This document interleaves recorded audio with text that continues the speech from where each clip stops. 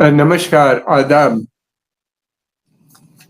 जिस चीज़ का काफ़ी दिनों से उम्मीद थी, फाइनली वही हुआ कि इज़राइल ने आज ईरान के ऊपर लगातार हमले किए। ये 2 फ़ेज़ेज़ में हुए हैं और लगभग रात के 2 बजे से शुरू हो गए थे। और इसमें लगभग 100 जहाज़ उनके इन्वॉल्व थे, लेकिन ज़्यादातर जो जहाज़ थे अ, उनको भेजा इसलिए गया था कि जो फाइटर बॉम्बर्स हैं उनको प्रोटेक्ट कर सकें, उनकी हिफाज़त के लिए। और दूसरी बात ये भी थी कि जो रिफ्यूएलिंग की भी करने की ज़रूरत पड़ सकती थी। अटैक के लिए ये जॉर्डन और कहा जाता है इराक से होके आए, और ये भी कहा जा रहा है, रिपोर्ट्स ये है कि ईरान के अंदर ये नहीं गए बल्कि ईरान के बाहर से इन्हीं ने इसके मतलब ये है कि इराकी टेरिटरी से इन्हीं ने वहाँ से एयर टू सरफेस और सरफेस टू एयर मिसाइल जो भी थे इनके इजराइल से और वहाँ से हवाई जहाज से इन्हीं में दागे थे। और यह है कि जो रिपोर्ट्स आ रही हैं उसके मुताबिक ये है कि ज़्यादा डैमेज नहीं हुआ है ईरान का इजराइल के इस अटैक से। 2 सैनिकों की हत्या की खबर भी आई ईरान के अंदर। ईरान का कहना ये है कि बहुत ज़्यादा नुकसान नहीं हुआ है, उसके ऑयल इंस्टॉलेशन, न्यूक्लियर इंस्टॉलेशन और दूसरी जगहें सेफ हैं। इज़राइल ने कहा है कि वो उसने इनके मिलिट्री ठिकानों पे और जहाँ पे मिसाइल के बेस थे या ड्रोन्स के बेस थे, उनको निशाना बनाया है। ईरान ने बहरहाल इसको काफ़ी डाउन प्ले किया है और ये कहा है कि उसने ये भी कहा है कि ये अंतर्राष्ट्रीय नियमों के विरुद्ध हुआ है और ईरान को इसका पूरा राइट है बदला लेने का। बदला लेगा या नहीं लेगा ये तो आने वाला समय बताएगा, लेकिन लगता ये है कि ये इस युद्ध का ईरान के साथ एक फेज़ ओवर हो चुका है और उसके कई कारण हैं। उसके सबसे बड़ी कारण ये है कि जो अ, ब्लिंकन जो सेक्रेटरी ऑफ स्टेट हैं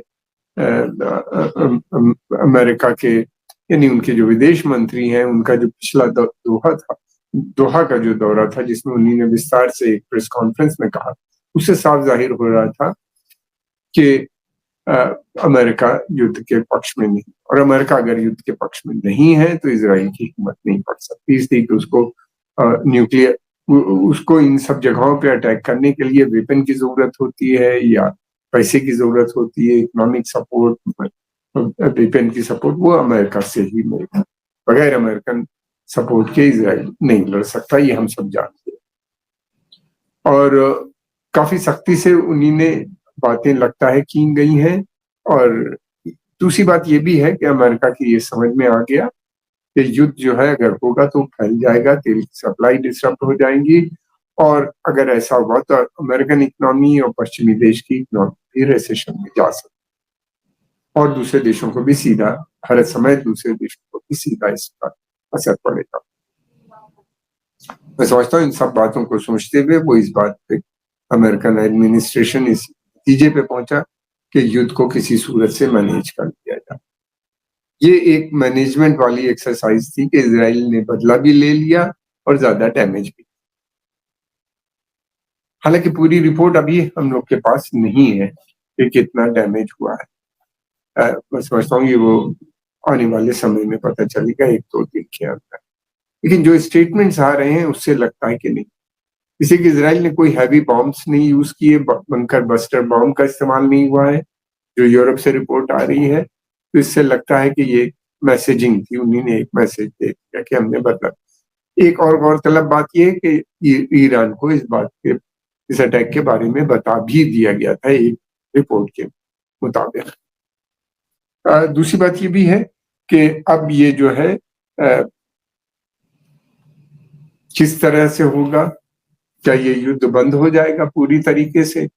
क्या ये हिज़्बुल्लाह और हमास के बीच में भी कोई युद्ध विराम की बात हो संभव है? इसके बारे में अभी ज़्यादा रिपोर्ट नहीं है। अमेरिकन्स का कहना ये है कि इज़राइल ने अपने सभी ऑब्जेक्टिव पूरे कर लिए। हमास में यहिया सिनवार जो उनके बड़े लीडर थे, जिन्होंने अक्टूबर 7 के अटैक को प्लान किया था, उनकी उन्हीं ने उनकी हत्या की, जिसको फिर ईरानी और पैलेस्टीनियन कहते हैं शहीद हुए वो उसमें मारे गए। फिर उसके अलावा ये भी है कि इन्हीं ने उस अटैक में 1200 इजरायलियों की हत्याएं हुई थी और 250 को ये लोग बंदी बना के भी ले आए थे, जो कि अभी भी 100 से ज्यादा उनके कब्जे में है, हमास के छुड़ा नहीं पाए हैं। लेकिन दूसरी तरफ ये भी है कि इन्हीं ने हिजबुल्लाह के जो चीफ थे सैयद नसरुल्लाह, उनकी भी हत्या की है और काफी डैमेज भी वहां पे किया है लेबनान के अंदर। ये भी तय हो गया है कि इजराइल जो है वो अब साउथ लेबनान में अपना बफर जोन भी नहीं बना पा रहा और न बनाने की उसमें क्षमता नजर आती है। अमेरिकन की पूरी कोशिश ये किसी भी सूरत से इजराइल को बचा दे, बर्बादी से या ज्यादा डैमेज न होने पाए उसके निचले स्तर, इसलिए कि हिजबुल्ला लगातार उनके मिलिट्री टारगेट्स के ऊपर और जो दूसरे एसेट्स हैं उनके ऊपर अटैक कर रहा है।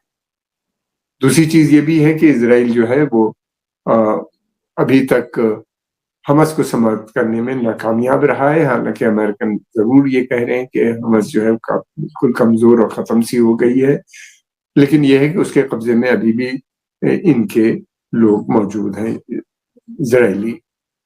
और ये भी है कि वहां के ऊपर जो 42-43 हजार लोगों की करीब की हत्या हो चुकी है, मरने वालों में ज्यादातर बच्चे हैं, रिहायशी मकान, अस्पताल, स्कूल सब डैमेज हो चुके हैं इजराइल की, जिसके चलते हुए अंतर्राष्ट्रीय समुदाय में, यूरोप, अमेरिका, पूरी दुनिया में छवि बहुत बिगड़ चुकी है और हासिल उनको कुछ हो नहीं रहा।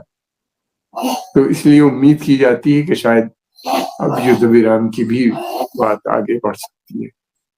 क्या युद्ध विराम के लिए ये नया एडमिनिस्ट्रेशन आने वाले पे छोड़ा जाएगा या ये स्वयं करेंगे, ये समय बताएगा। अगले 2-4 दिनों में बात पता चलेगी।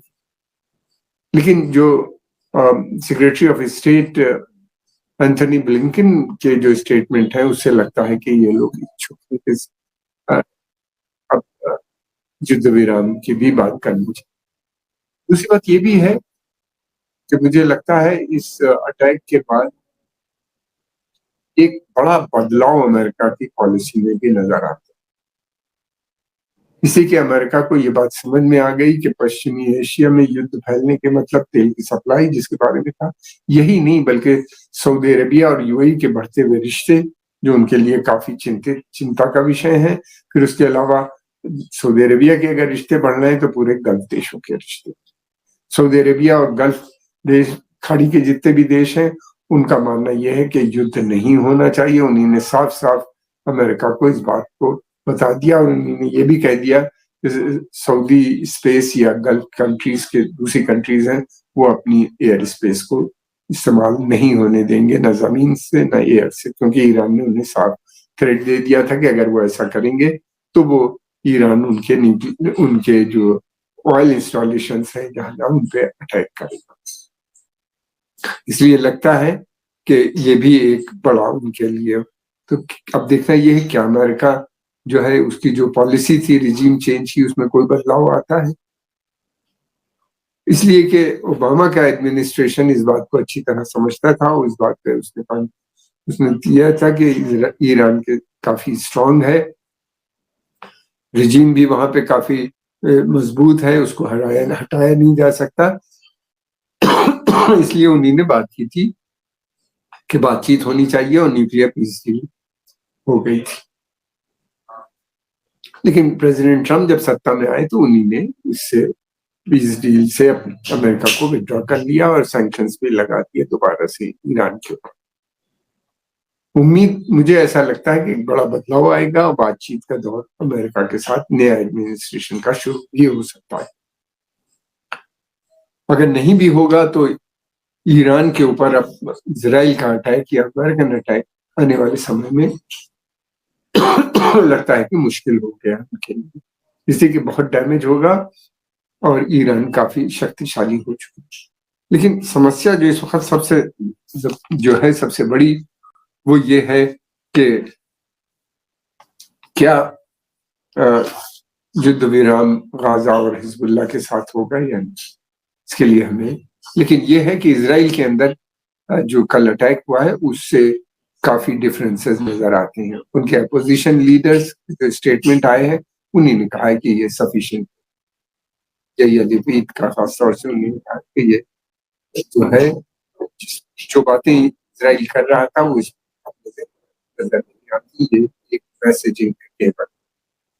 उसके अलावा जो इज़राइली गवर्नमेंट है इसके अंदर जो बहुत ज़बरदस्त अ, फार राइटिस्ट जिसे ये कहते हैं जो कि बहुत मैं समझता हूँ कि आतंकवादी टाइप की जिनकी गतिविधियां हैं वो भी इससे खुश नजर नहीं आए होंगी, क्योंकि वो भी चाहते थे कि बहुत जबरदस्त क्या देखना ये है कि ये गवर्नमेंट का अब अंत नजर होता आने वाले समय में अंत होता हुआ नजर आता है, नए इलेक्शन की तरफ इजराइल जाता है।